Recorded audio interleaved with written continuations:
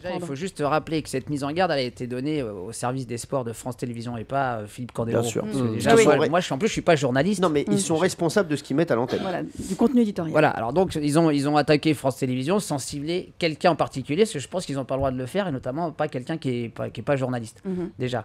Ensuite, pour répondre à ça, moi, c'est vrai que quand je dis ils sont un peu coincés de la fesse, ça fait 8 ans qu'on fait ça avec Nelson et Annick dans notre trio, c'est-à-dire que c'est comme ça que je parle, c'est comme ça que je m'exprime. Comme l'a dit Daniel Biladian, d'ailleurs, il m'a beaucoup défendu. Le patron des sports. Le patron des sports qui m'a beaucoup défendu sur cette affaire-là. Il dit, nous, Candeloro, c'est aussi c'est notre vitrine, c'est notre publicité pour le patinage.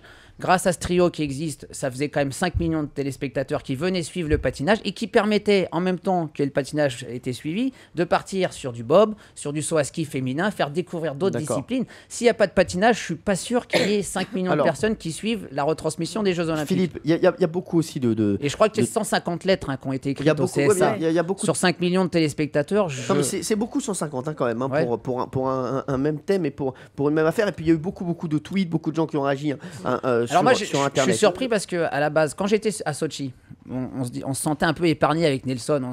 C'était plutôt des plaintes sur tous les journalistes sportifs de France Télévisions. J'avais pas l'impression que c'était nous qui étions ciblés. Puis, comme par enchantement, après les Jeux, tout a commencé à revenir sur moi parce qu'effectivement, quand je m'exprime, c'est souvent une petite connotation sexuelle. C'est vrai, je l'affirme.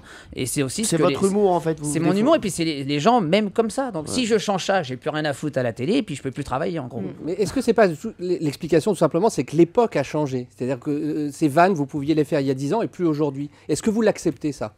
Je pourrais l'accepter. Dans ces cas-là, il faudrait que je revoie ma façon de commenter le patinage. Mais si on revient à commenter uniquement l'aspect sportif et technique, ça vous intéresse Non, mais c'est pas moi. Les gens vont se faire chier. Et dans ces cas-là, il n'y aura plus de patinage à la télé. C'est vous qui allez commenter les prochaines compétitions sur France Télévisions avec Nelson. Bien sûr, on change rien. Moi, j'ai toujours l'appui de Daniel Bilalian. On fait les championnats du monde de Tokyo la semaine prochaine.